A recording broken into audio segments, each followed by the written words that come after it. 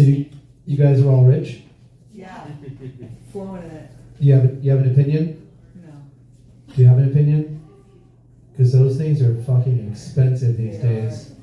My friend had an opinion, cost him his job. Another one had an opinion, cost him Thanksgiving dinner. I don't know which one's worse. Relationships, all that stuff. It's crazy. I mean, the best thing you could possibly do right now is to say as little as possible for as long as possible. No, actually, I've been thinking about like rich people, and just in case you guys didn't know, you are all rich, and if you didn't think you were, by the end of my set, you will realize you are insanely rich compared to me. So money has been so bad for me. I had a dream where my friends were going to an amusement park, and I had to stand outside because I couldn't afford an amusement park. In my dreams, where I have an immeasurable amount of accessible money, I've been poor for so long, I couldn't dream of having $90. If you can dream of that, you are rich. So I do what I think a lot of people do is like whenever you feel down and out, you know how you can go out feeling rich? Dollar Tree. You just head out to a Dollar Tree and you're like, I just want to know how far these $20 can go. The funny thing is, one of my friends was like, there's all these celebrities, because like all these celebrities have like ridiculous amount of money.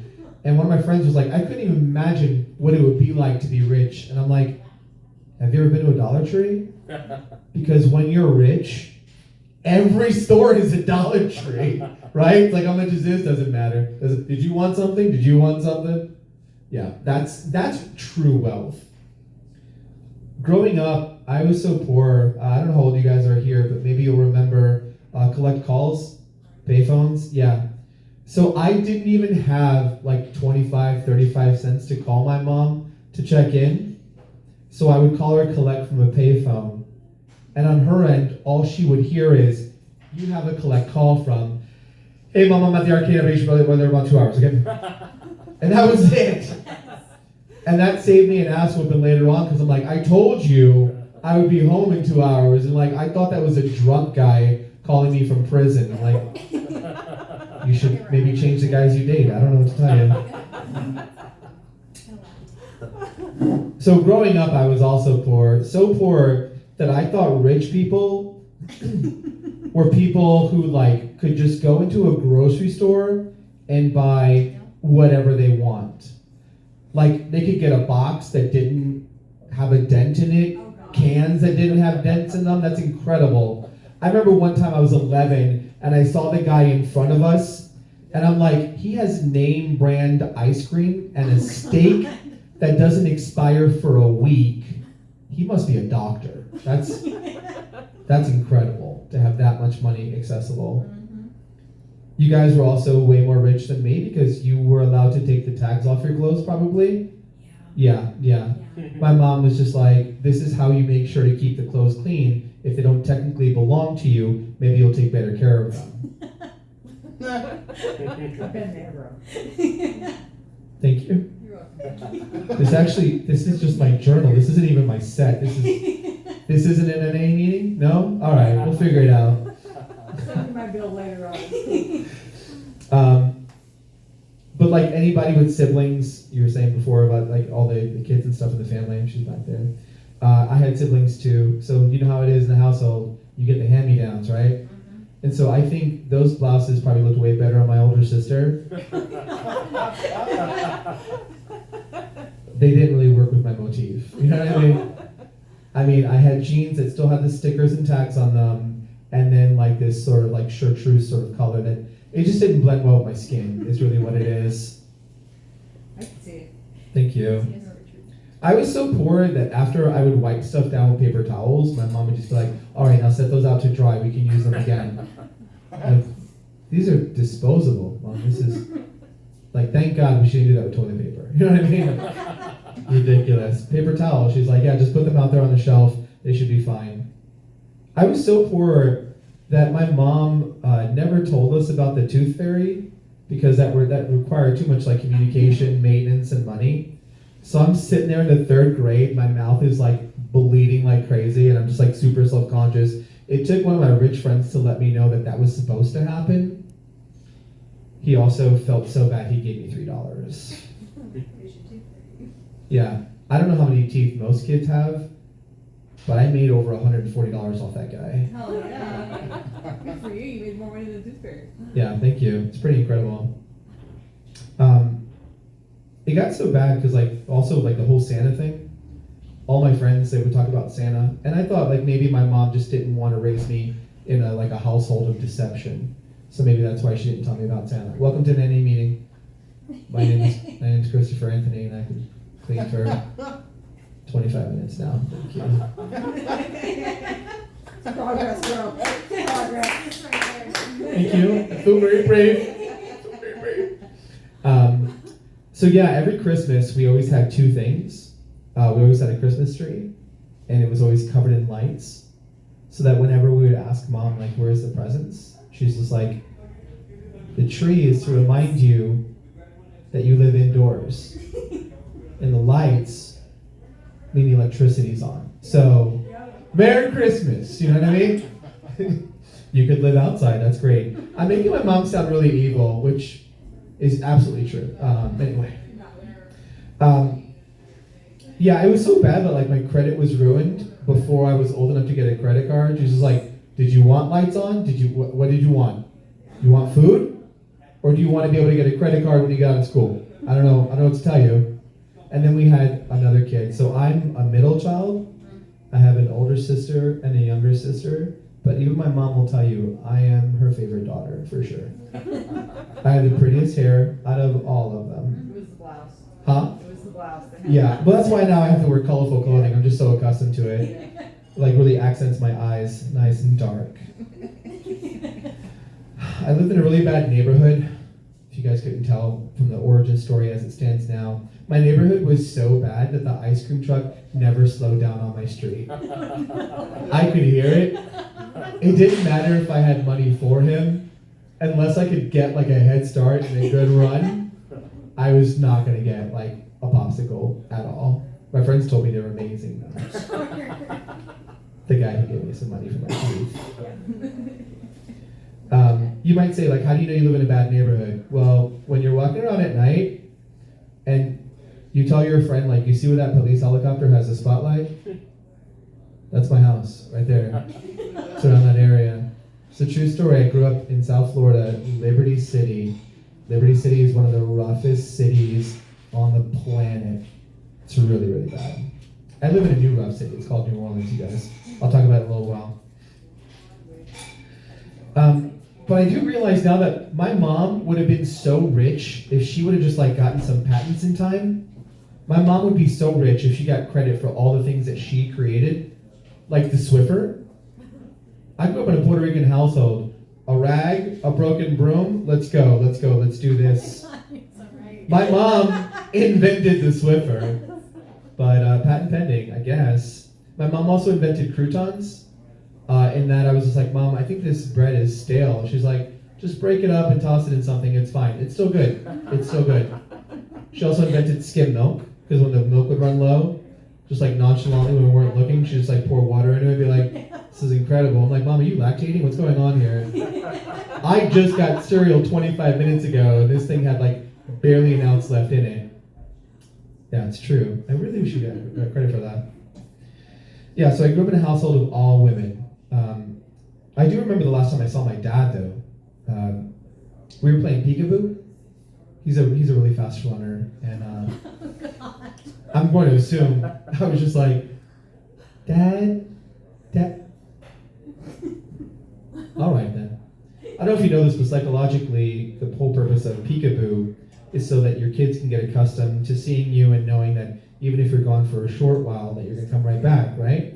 So that's peekaboo and hide and seek. So actually, I already wrote to Guinness. I'm pretty sure this is just the world's longest game of hide and seek, and it's gone on for 34 years, and I'm really excited. Yeah, thank you. I'm sure to win. Yeah, because the whole point of peekaboo, for a few seconds, and then you build up to the point where it's a few months and some decades. It's good, psychology. So growing up in a household full of women, the only magazines that were anywhere were all cosmopolitan because my mom stole them from her gynecologist, I guess. They were just scattered everywhere, and that's the only reading material I had available. Well, there was that and Where's Waldo books, because my mom thought that I would become more literate if I had a book full of fucking pictures. Anyway. So there was cosmopolitan everywhere, so growing up, like I'm now 12 and 13, I'm just like, when am I getting my period? This is really ridiculous. I mean, I bled from my mouth all through elementary. I'm going into junior high now. What's going on? It's pretty ridiculous. And then growing up, okay, so it was just me and all these girls, right? And so my mom didn't really teach me about AIM at all, so I just had to figure it out. But my punishment was that I would have to clean, when I went to pee, if it didn't go in the toilet, I had to clean the whole bathroom. I'm a smart kid, okay? I realized in a short amount of time, the best thing for me to do was to pee in the bathtub. And my friends to this day complain about the smell, but I'm just like, oh, whatever. You clean the bathroom then. You don't like it, you clean it. My mom always had like the Lifetime channel on lock. So growing up as a guy, I was just like, this is really, I don't even trust myself at this point. It's like, because every movie is always the same thing, like, watch tonight at 9. A movie about a woman torn between her abusive husband and her rapist son, starring Judith Light or Yasmin Bleeth or someone you thought died at least 12 years ago on Lifetime television for paranoid women. And if this isn't enough, we have a whole other channel where we just show shitty movies like this until you get to the point where you give up on relationships. It was seriously really bad. The only two things that I liked about Lifetime was that they had Supermarket Sweep and then Unsolved Mysteries.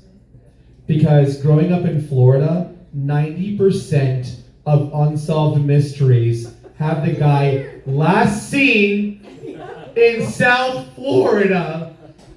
And I'm just like, all those Where's Waldo books make it really easy for me to find this guy. I'm gonna figure this shit out quick.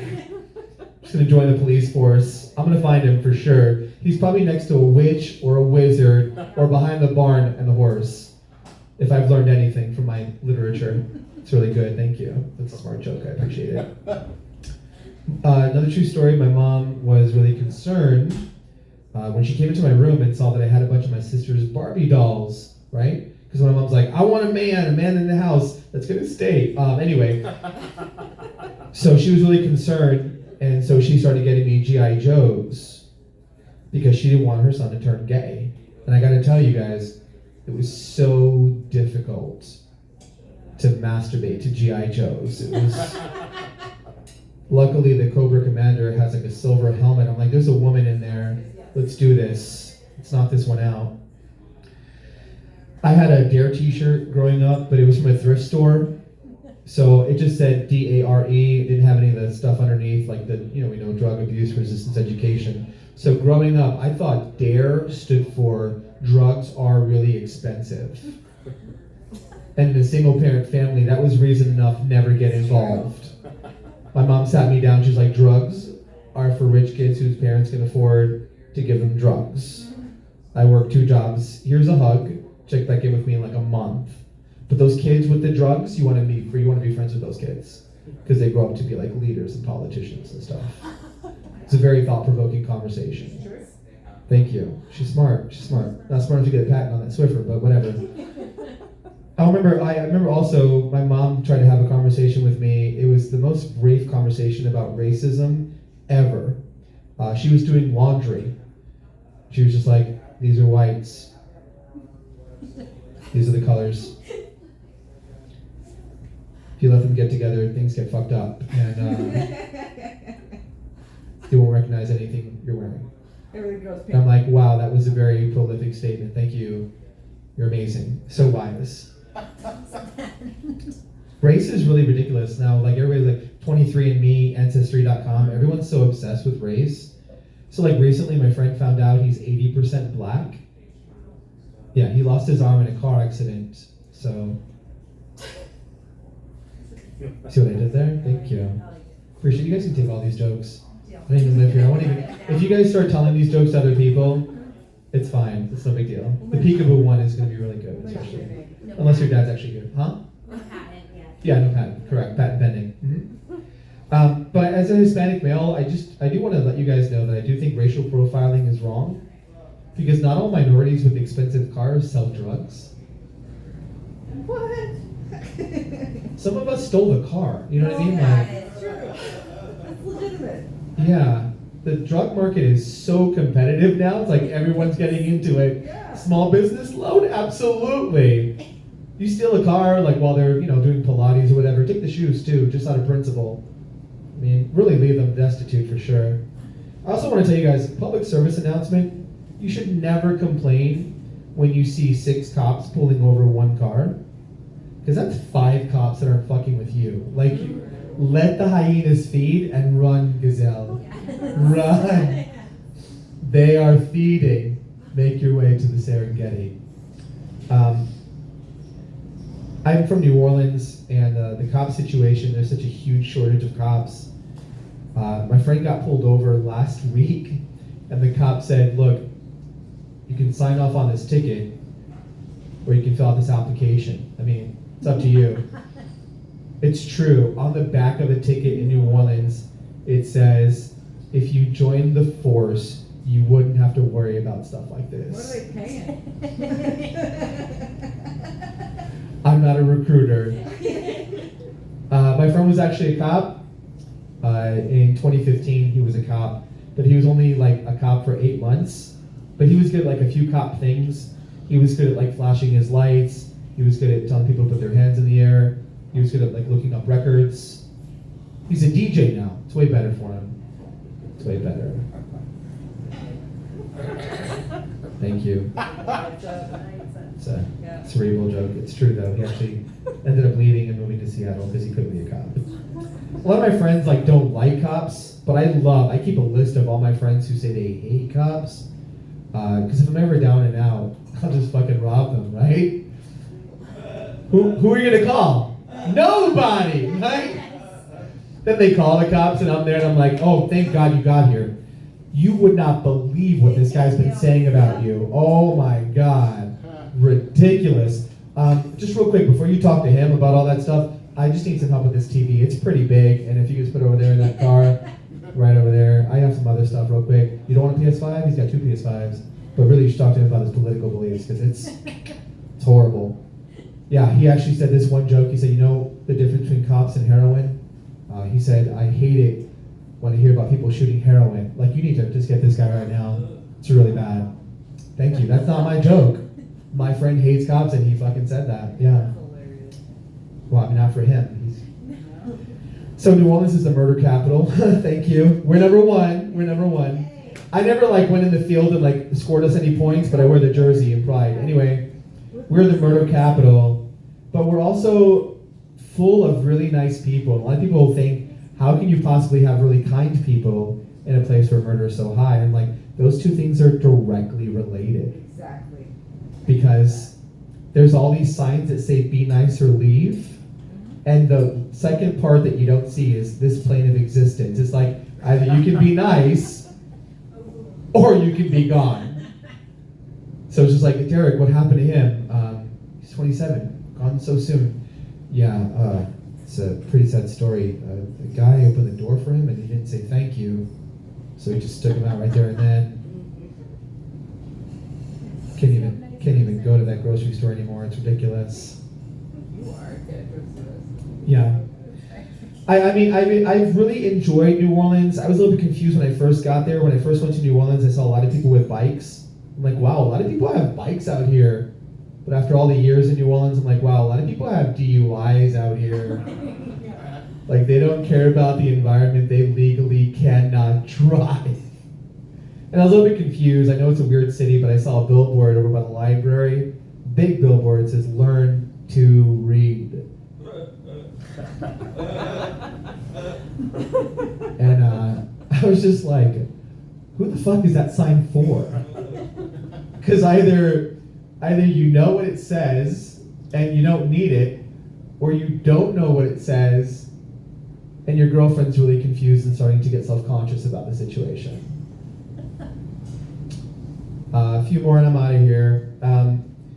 When I started shopping for apartments, there were two different categories, haunted and not haunted. So I ended up moving into a 2-bedroom that was supposed to be $1,450, but ended up being $1,150. And the landlord confided, they gave me that discount because 8 months before I moved in, someone died in the living room. And I was just like, that's incredible. That means that I have a roommate who pays $300 a month towards the rent and doesn't take my shit or try to fuck the girls I bring there. That's incredible. And finally, it's hard to enjoy New Orleans because like it's a drinking city and I don't drink. People always assume that when I say I don't drink that there's some kind of story behind it. That like me or my mom or my dad has some horrible drinking problem. I feel bad because like there's no story. I just don't like the taste of alcohol, you know?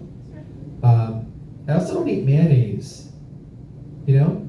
But that's because my dad beat the fuck out of me with a mayonnaise jar throughout the early years. My sisters joined in. It was actually packets. It wasn't a jar, but they did cut my face a lot. Thank you guys so much.